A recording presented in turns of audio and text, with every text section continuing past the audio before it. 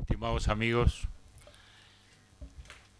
han oído ustedes dos exposiciones inteligentes y brillantes desde puntos de vista estrictamente opuestos.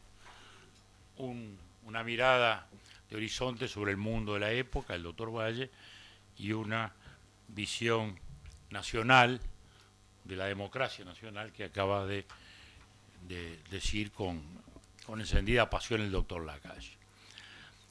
Ambos son ingredientes reales de la apreciación de estos fenómenos históricos, que no son hechos congelados. Suele a veces hablarse de la historia como un pasado que no interesa, como algo que está ya relegado al olvido, que integra las capas geológicas de la sociedad, y no es así. Primero, porque toda la historia la llevamos nosotros, y todos nosotros somos producto de la historia. Este país, como todos, es producto de su propia historia, de su origen, de su calidad de frontera, de su geografía, de la inmigración que llegó al país. En fin, todos llevamos adentro la historia, aunque a veces no tengamos exactamente la conciencia de ello. La historia, por otra parte, integra un cuadro de conocimientos que la sociedad siempre ha usado y a veces abusado. Ahí viene una distinción que es importante hacer, sobre todo ante los jóvenes estudiantes. Una cosa es memoria, otra cosa es historia. La memoria es un recuerdo, la memoria es siempre subjetiva. La memoria es lo que cada uno de nosotros tiene incorporado como visión, como recuerdo de un determinado momento. La memoria puede ser individual o puede ser más o menos colectiva. La memoria de un grupo social, la memoria de un partido.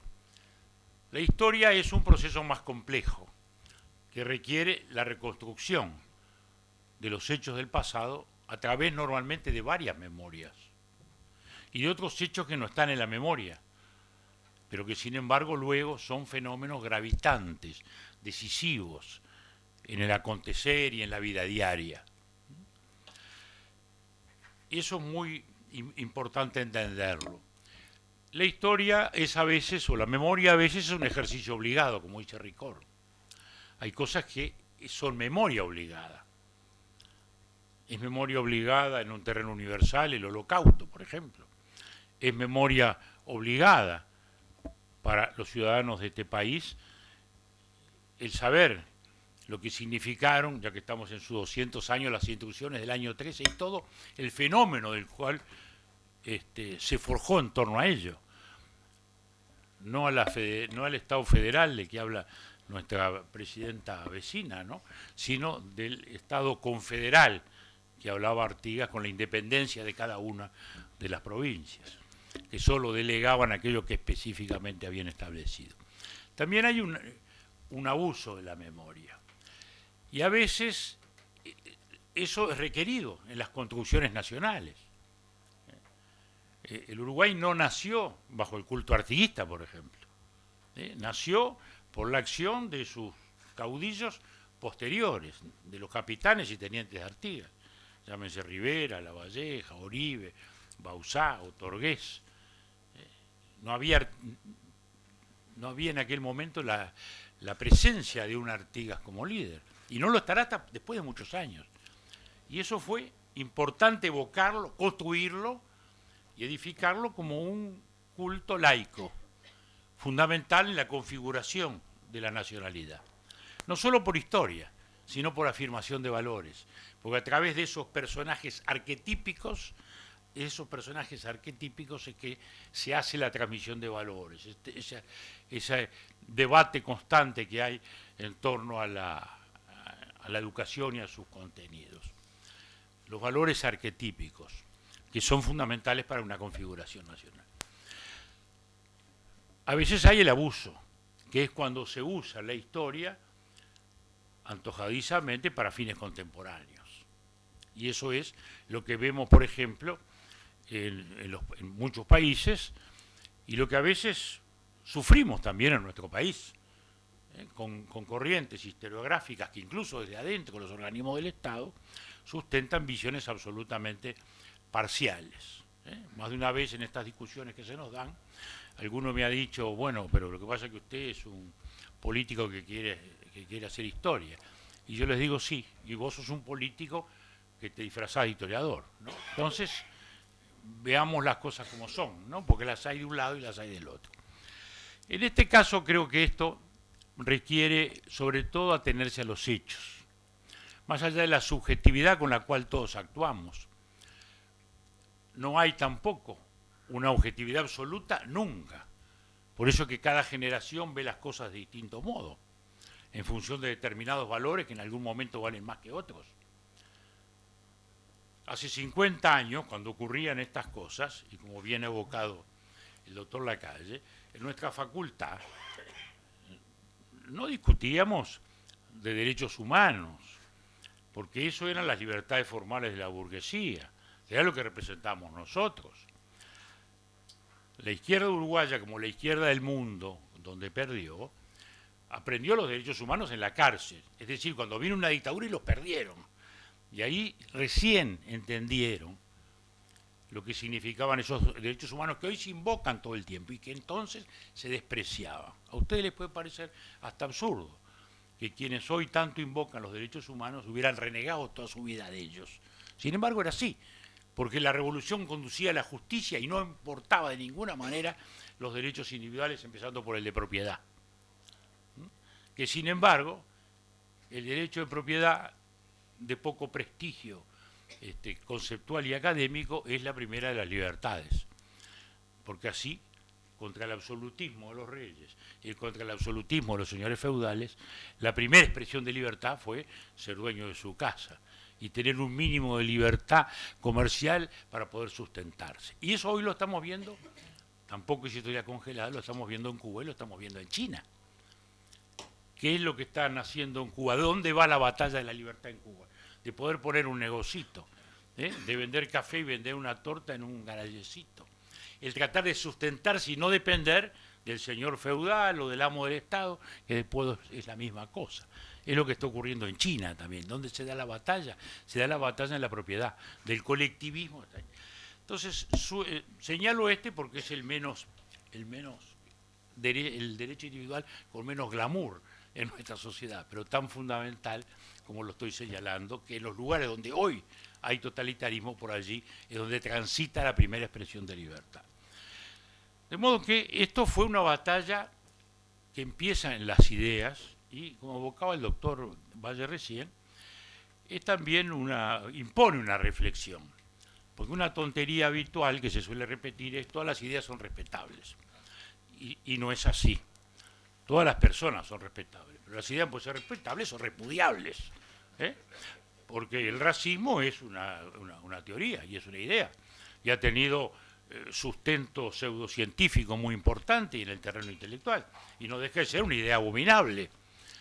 O sea, no todas las ideas son respetables, hay ideas que no son respetables y merece decirse así, y luchar en contra de ellas y a favor de aquellas que sí son respetables y aseguran a los hombres la convivencia pacífica. Pero aunque parezca increíble, esta era la batalla que estaba aquí en nosotros.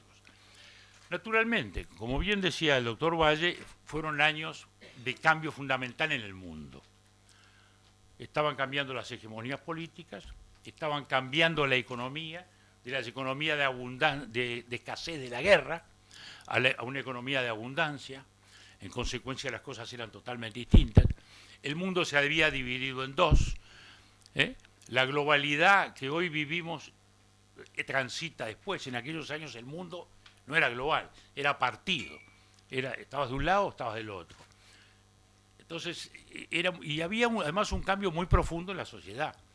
No nos olvidemos de los hippies, no nos olvidemos de Woodstock, de los grandes festivales que aparecían en ese momento, una juventud totalmente distinta, desinhibida, ¿no? La actitud frente al tema sexual, la aparición en el año 64, hay hechos que no se recuerdan, pero que sin embargo son parte de la historia. En el 64 llegó a la farmacia de Montevideo la píldora anticonceptiva, que fue una revolución incuestionable, una de las más grandes revoluciones que han ocurrido, cuando la sexualidad se se aleja o se separa de la maternidad o tiene esa capacidad.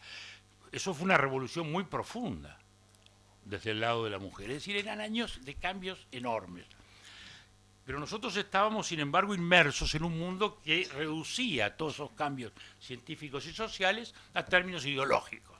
Entonces, unos éramos las democracias occidentales, medidas como burguesas, capitalistas e injustas por los del lado socialista, y los otros eran los revolucionarios de la justicia social, que estaban dispuestos a sacrificar las generaciones y las libertades en homenaje a la justicia.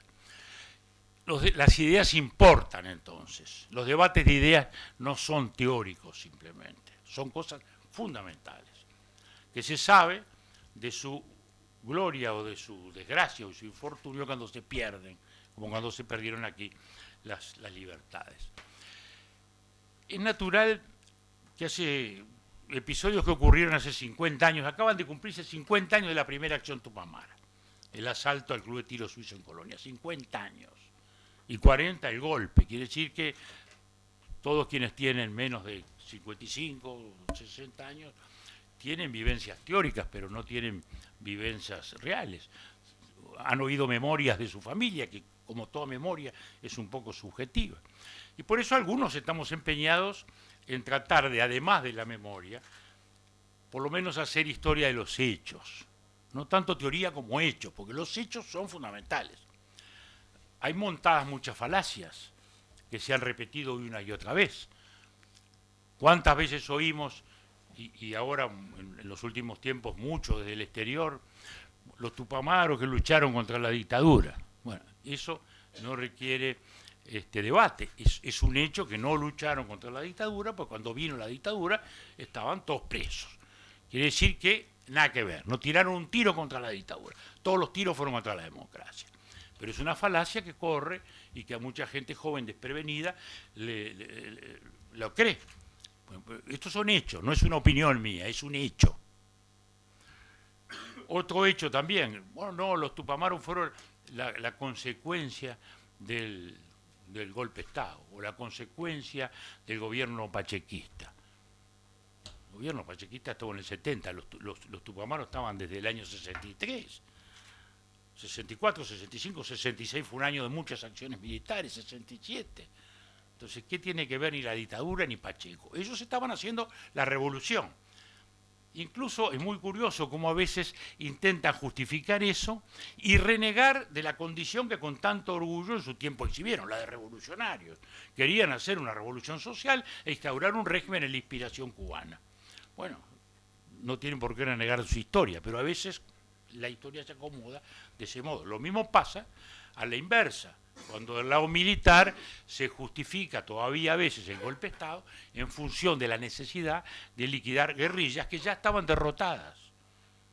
El golpe de Estado vino cuando ya estaban derrotados. Y lo que ocurrió fue, como bien se ha dicho acá, la embriaguez del poder, la embriaguez de la victoria. La victoria militar, como la victoria política, suele ser embriagadora, y eso suele hacer perder muchas referencias. Y eso fue lo que efectivamente le ocurrió a un ejército que salió a luchar en la defensa de la democracia y por orden de las instituciones democráticas y que desgraciadamente luego se desvió de ello. Pero vean ustedes también cómo en aquel medio ambiente había también otros elementos muy importantes. Había dictaduras militares. Y la Guerra Fría que invocaba recién el doctor Valle era un hecho dominante. Hoy, en la recuperación democrática de América Latina, no se puede explicar ni entender si uno no piensa que se salió del escenario la Guerra Fría. Porque la Guerra Fría sabemos que significaba financiar, entrenar y apoyar guerrillas, y del otro lado, más de una vez, bendecir o alentar golpe de Estado. Historia que recién hoy se empieza a contar más o menos cómo fue, pero que efectivamente así fue. Entonces, eso es muy importante. Fidel Castro, no lo digo yo, Fidel Castro, después de todas las cosas, a los 7, 8 años, lo dijo él, nosotros intentamos hacer la revolución en toda América, salvo en México, a quien exceptuó, porque México con su neutralidad internacional se desmarcaba de eso, y los cubanos y los guerrilleros lo usaban de algún modo como trampolín. Salvo en México, intentamos hacer la revolución en todos lados. Y eso es un hecho. O sea, lo que se intentó fue instaurar un régimen a la cubana. Felizmente eso no ocurrió. Pero vean ustedes los extravíos que se vivieron. El libro de Leza, por ejemplo, explica muy bien, con documentos, cómo lo que se llamaba izquierda entonces apareció deslumbrado por el fenómeno militar y creyó que allí había una posibilidad para incorporarse al gobierno y llevar adelante esa revolución. Y del lado Tupamaro también. Hoy parece algo jocoso, hasta humorístico, cuando uno explica que el líder del peruanismo en el cual la izquierda confió era el general Álvarez. El general Cristi y el general Subía eran los llamados gorilas, los conservadores, los de derecha. Álvarez era la esperanza revolucionaria del Partido Comunista Uruguayo. Parece chiste, pero es así, es así. Él era el líder de ese movimiento peruanista que iba a ser la revolución nacionalista y popular a la cubana. Pero eso revela hasta qué punto hubo equívocos. Hubo equívocos. Del mismo modo que hubo otros que nunca descreímos la democracia antes y no descreímos entonces, y siempre pensamos que por encima de todo la institucionalidad democrática era la clave de cualquier desarrollo. Y eso lo sigue siendo cada vez más claro. Es decir, el sistema democrático cada vez es la expresión de ello. Ustedes ven el esperpento que son aquellos países que siguen todavía adheridos a esas viejas concepciones. Miremos Corea, sin ir más lejos. Una Corea del Sur que se incorporó al sistema occidental de producción y al sistema político de libertad, y la Corea del Norte que sigue las versiones más primitivas del mundo corporativo comunista y que es la expresión máxima quizás del atraso. Entonces, eso es muy importante para ver también el escenario nuestro de hoy, porque votamos en todos lados, pero nuestras democracias sabemos que no son democracias perfectas, ni mucho menos, y que hay democracias donde se persigue la prensa, caso Venezuela. El último programa político más o menos independiente que existía, la cadena Globovisión, acaba de levantarse. Bueno, esas son cosas que no nos debieran ser indiferentes y que nos preocupan cuando justamente se glorifican este tipo de regímenes, que son los que en algún momento representan la traición a la democracia. Eso pasó antes, pasa ahora también, y es muy importante esa expresión de ideas. Señalaba también, y este es un detalle histórico importante, los gobiernos de la época del 63 hasta el 71 enfrentaron el movimiento guerrillero con la policía. Y la policía no fracasó, como a veces se suele decir. Estos días falleció el comisario Otero, que fue el primero que habló del fenómeno Tupamaro ante la sorpresa general, y yo diría ante la incredulidad general. Todo también contribuía. Otero era juez de fútbol, lo cual ya lo ubicaba en un escenario distinto, y andaba siempre con un gabán 4/5 de cuero, ¿no verdad? Delgadito, rapadito. Era un personaje extraño, hablaba poco y era juez de fútbol. Entonces, cuando empezó con esto de los Tupamaros, la gente lo miraba con un poquito diciendo, bueno, este es un divo. Era bastante divo, es verdad. Era bastante divo y por eso chocó mucho con sus superiores.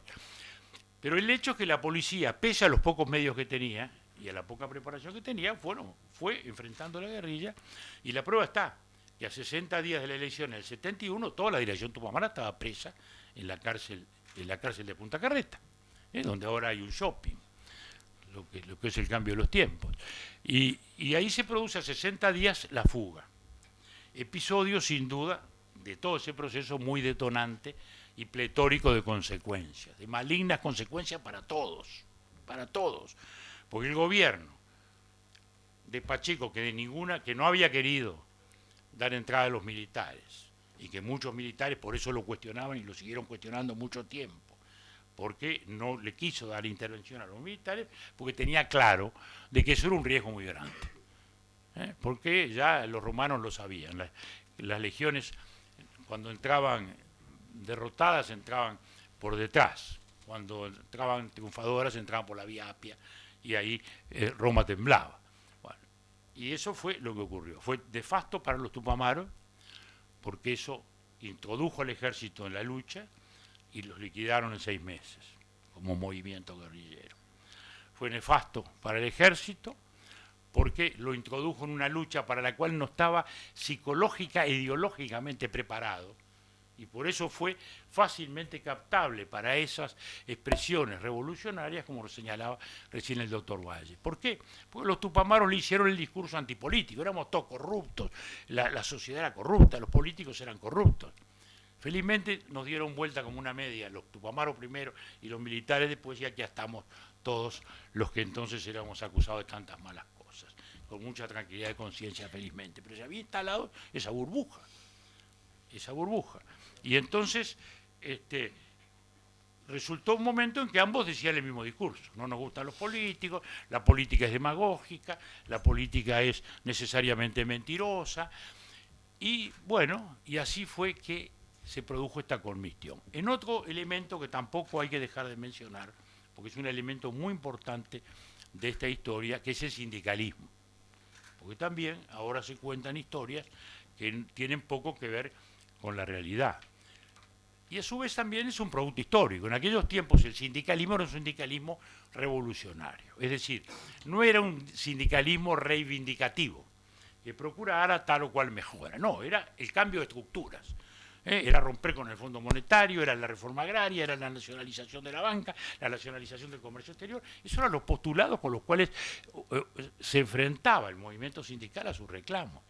En una palabra, no era un movimiento sindical de defensa de los derechos de los trabajadores, sino un movimiento que pretendía un cambio en la sociedad capitalista, lo cual están todos los documentos y todas las proclamas del PIB de la época.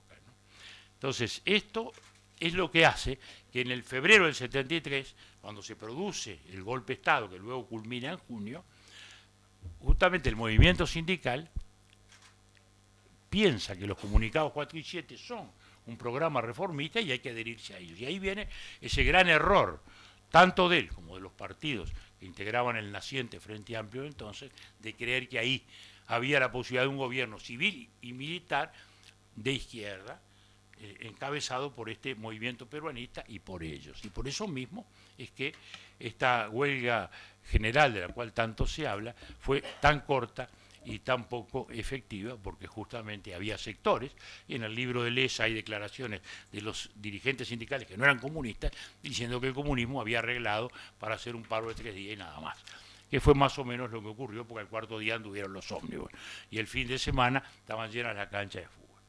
Y no había más porque Sudamérica se estaba jugando el seleccionado por otra parte, pero donde jugó Peñarol y jugó Nacional había el público tradicional. Nacional puede ser. Bueno, no, es probable seguramente.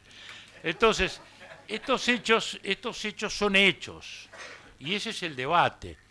Más allá de la pasión que todos ponemos, es señalar hechos. Estos son simplemente hechos. Se podrán interpretar de otros modos, pero que esos fueron los que ocurrieron, no tenga la menor duda ni nadie puede demostrar algo. Y esos hechos nos siguen dando una lección, para tiempos muy distintos, naturalmente, tiempos muy distintos, porque hoy estamos viviendo una economía mundial globalizada, una economía de abundancia, estamos viviendo otro tipo de hechos, otro tipo de derechos, otras concepciones, pero en definitiva, la libertad, el Estado de Derecho, la institucionalidad democrática, la separación de poderes y los derechos de los individuos siguen siendo la suprema razón para que una sociedad pueda vivir con libertad. Muchas gracias.